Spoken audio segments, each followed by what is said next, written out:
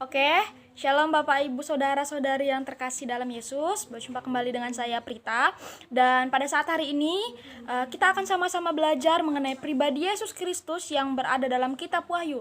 Nah, siapakah Yesus Kristus Allah yang kita sembah itu?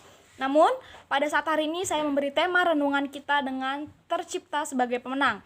Nah, Bapak Ibu, kitab Wahyu merupakan kitab yang bertujuan untuk menghibur dan menguatkan orang-orang Kristen dan gereja pada abad pertama yang mengalami banyak sekali kekecewaan, penderitaan, dan penganiayaan.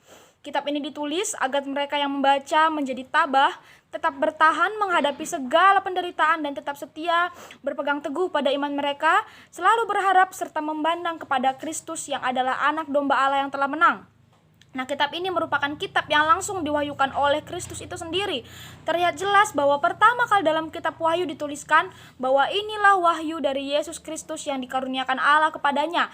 Nah, jika dalam versi Inggris dikatakan bahwa the revelation of Jesus Christ. Nah, dalam ini sendiri mengartikan bahwa Wahyu sebagaimana yang ditulis dalam kitab ini merupakan milik daripada Yesus Kristus itu sendiri. Nah, apa saja sih yang bisa kita lihat pribadi Yesus dalam kitab Wahyu? Yang pertama adalah Kristus adalah Alfa dan Omega. Nah, Alfa dan Omega ini sendiri merupakan proklamasi tentang diri Kristus dalam kitab Wahyu. Nah, Alfa Omega adalah istilah teologis yang berarti awal dan akhir dan juga yang menyebabkan. Dan itu merujuk kepada eksistensi Allah yang menggunakan gelar tersebut bagi dirinya untuk menekankan bahwa Dia adalah pribadi yang maha kekal dan maha kuasa.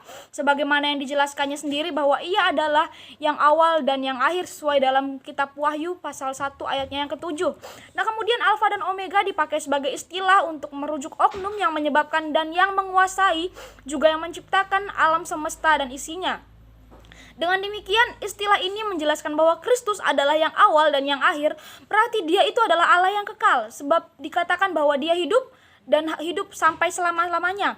Hal ini berarti bahwa Dia bukan hasil ciptaan, melainkan Allah yang menciptakan segala sesuatu dan dimulai melalui Dia. All things were made through Him. Dalam Yohanes 1 ayat 3 versi RSV. Nah, apa yang bisa kita pelajari dalam poin pertama ini, yaitu Dia adalah Allah yang awal dan yang akhir, yang berarti bahwa Dia adalah satu-satunya Tuhan dan juru selamat dunia. Tidak ada Tuhan atau juru selamat yang lain selain Dia. Nah, kebenaran ini juga didukung dalam kitab Yesaya, di mana firman Tuhan mengatakan, sebelum aku tidak ada Allah yang dibentuk dan sesudah aku tidak akan ada lagi. Akulah Tuhan dan tidak ada juru selamat selain daripadaku. Akulah yang terdahulu dan akulah yang terkemudian. Nah, tidak ada Allah selain daripadaku. Nah, ini tercantum dalam Yesaya 44 ayat 6. Kebenaran ini perlu diperhatikan dan dipegang teguh. Dalam pasal terakhir kitab Wahyu, Yesus sendiri sekali lagi mengatakan bahwa sesungguhnya aku datang segera dan aku membawa upahku untuk membalas kepada setiap orang menurut perbuatannya. Dan aku adalah Alfa Omega, yang pertama dan yang terkemudian, yang awal dan yang akhir. Nah, Dia adalah Alfa dan Omega, sebab Dialah Allah yang sempurna dan yang kekal. Selain Dia tidak ada Allah lain. Kemudian poin kedua yang dapat kita pelajari yaitu Kristus sebagai pemenang. Ini merupakan penekanan daripada khotbah kita pada hari ini. Nah, Yesus menuliskan tentang Kristus di mana Ia menggambarkannya sebagai saksi yang setia, yang pertama bangkit dari antara orang mati, sehingga Ia dikatakan berkuasa atas raja-raja pada waktu itu, terutama Raja Romawi. Dalam kitab Wahyu, Yesus menghimbau agar orang Kristen menang, terutama dalam ketujuh suratnya kepada jemaat di Asia Kecil.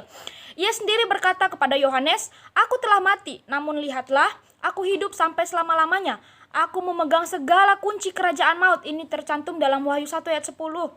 Nah, sebagai pemegang kunci berarti Dialah yang berkuasa atas maut dan kerajaan maut, bukan?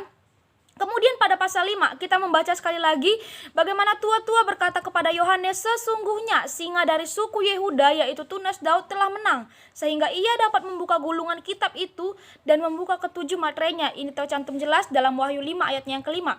Nah, kesimpulan dan pelajaran apa yang bisa kita dapat daripada poin yang kedua ini, yaitu Kristus telah mengklaim dirinya sendiri menang melalui kisah di kayu salib. Nah, di mana Ia telah mati dan bangkit dari antara orang mati. Kayu salib ini bukanlah kekalahan, bukan melambangkan bahwa bukti Allah telah mati dan kalah, tetapi ini merupakan simbol daripada kemenangan, melainkan Allah telah menang, bahkan kemenangan yang memberi pengharapan. Nah, di sini sekali lagi terlihat bahwa Yesus sebagai pemenang, di mana yang dimaksud dengan tunas Daud ialah Kristus itu sendiri, anak domba Allah, dalam Wahyu 5 ayat 6 sampai dengan ke-7. Sebab dikatakan bahwa dia layak membuka ketujuh materai gulungan kitab itu, yaitu kitab yang akan menyatakan keadaan akhir segenap umat manusia. Sebab dialah yang layak membukanya karena memang dia telah menang. Kemudian poin yang terakhir yang dapat kita ambil sebagai pribadi Yesus dalam kitab Wahyu adalah gelar anak domba Allah.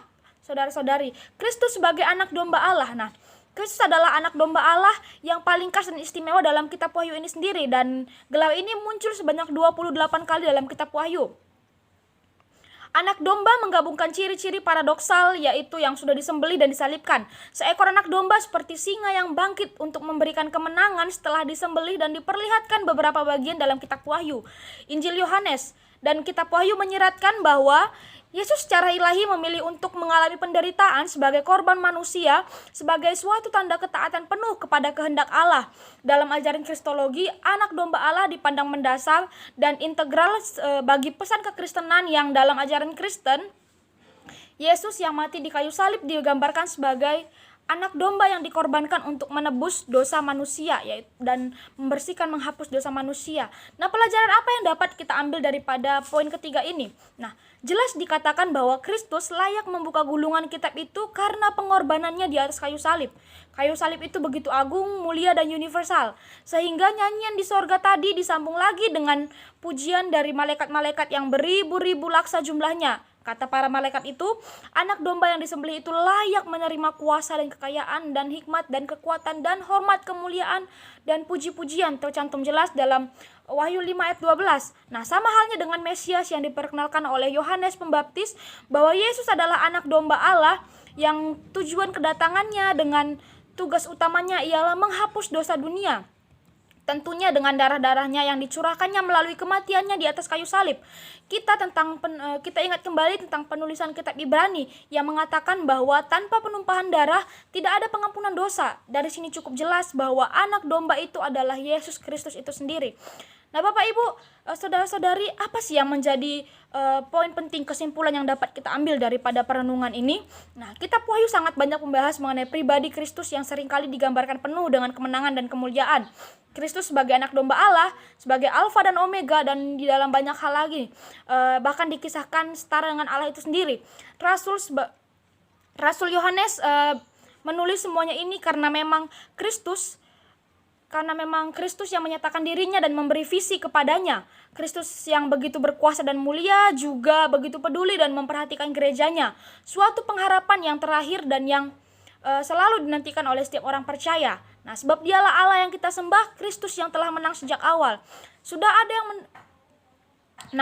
ada yang mendahului Allah, melainkan dialah yang pertama. Dialah yang mengawali dan dia juga yang mengakhiri. Tidak ada Allah lain selain dia dan sebelum dia, bahkan juga setelah dia.